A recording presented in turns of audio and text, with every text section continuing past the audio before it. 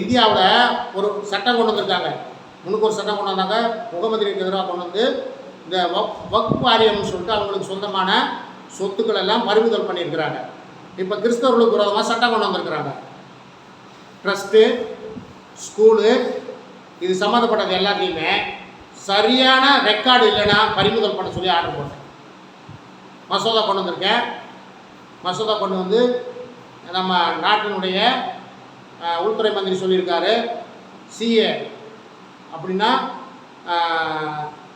குடியுரிமை சட்டம் கணக்கெடுப்பு வரப்போகுது, நடத்த போகிறாங்க. அதில் கண்டிப்பாக பெர்த் சர்டிஃபிகேட் இல்லைனாக்க கண்டிப்பாக பெர்த் சர்டிஃபிகேட் இருக்கணுமா, இல்லைன்னா இங்கே இந்த நாட்டினுடைய குடியுரிமை பெற்றவர்கள் அல்ல. அப்போ என்ன பண்ணுவான்? பெர்த் சர்டிஃபிகேட் இல்லை என்ன பண்ணுவாங்க?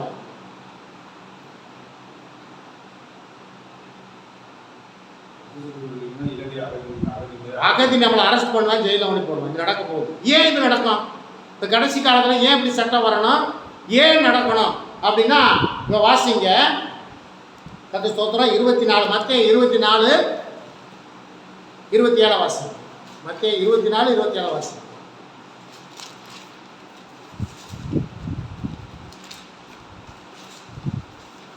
மின்னல் கிழக்கிலிருந்து தோன்றி மேற்குறைக்கு பிரகாசிக்கிறது போல மனுஷகுமாரனுடைய வருகை இருக்கும். இது வந்துட்டு இருப்பா ஒரு நிமிஷம் நான் சொல்கிறேன். ஒரு நிமிஷம் வசனம் இல்லை சொல்கிறேன். ஒரு நிமிஷம்.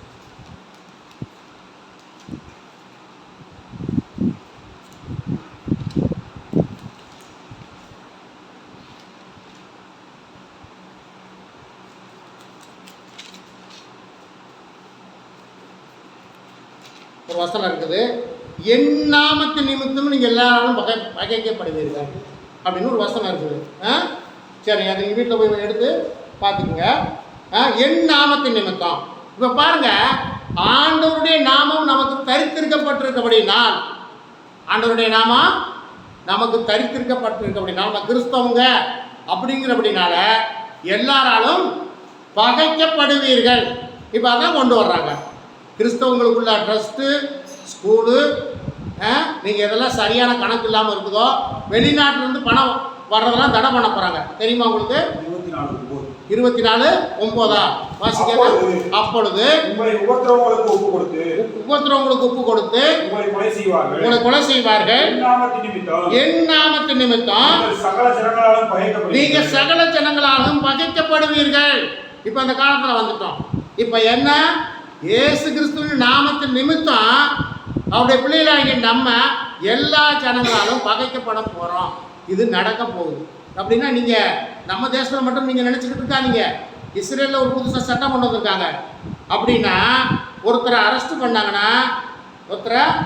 பண்ணாங்கன்னா வழக்கு விசாரணைலாம் கிடையாது, தூக்கு தண்டனை உடனே சந்தேகப்படும்படியாக யாராவது அரெஸ்ட் பண்ணால் நீ எந்த நாட்டை சேர்ந்தவன் அப்படின்னு கைது பண்ணுவாங்க. இவை சரியான போதுமான ஆதாரம் இல்லைனாங்க வழக்கு விசாரணைலாம் கிடையாது, தூக்கு தண்டனை உடனே சட்டம் நிறைவேற்றிட்டாங்க. இப்படி ஒவ்வொரு தேசத்திலும் இந்த கொஞ்ச நாளைக்கு முன்னாடி அமெரிக்காவில் நடந்ததுன்னா என்ன நடந்துச்சு? நீ எந்த நாட்டை சேர்ந்தவன்? இந்திய குடியுரிமை பெற்றிருக்க, அமெரிக்க குடியுரிமை பெற்றிருக்கியா இல்லையா? உனக்கு என்ன பண்ண? பிறங்கையை கட்டி துணியை தலையில் துணியை போட்டு அடிமையான பிள்ளைகளை ஏற்றி அனுப்பிச்சா எந்தெந்த நாட்டுக்காரனா அவனை அனுப்பிச்சான். இது உலகம் முழுவதும் இது சம்பவிக்கும். ஆகவே நம்ம இந்திய தேசத்திலும் இந்த குடியுரிமை சட்டத்தை கணக்கு எடுத்தால் அநேகர் பாதிக்கப்படுவார்கள். அவர்களை எல்லாத்தையும் கொண்டு போய் அவர்களை எல்லாத்தையும் அரெஸ்ட் பண்ணுவாங்க. அவர்களை அகதிங்கிற போர்வையில் வைத்திருப்பாங்க. அகதினா என்னன்னு தெரியுமா? உங்களுக்கு இந்திய தேசத்தில் எந்த சலுகையும் கிடையாது. கர்த்தருக்கு ஸ்தோத்திரம். இந்த காரியம்லாம் நடக்க இருக்கிறது. சரி, கர்த்தருக்கு ஸ்தோத்திரம். கட் பண்ணி போடு.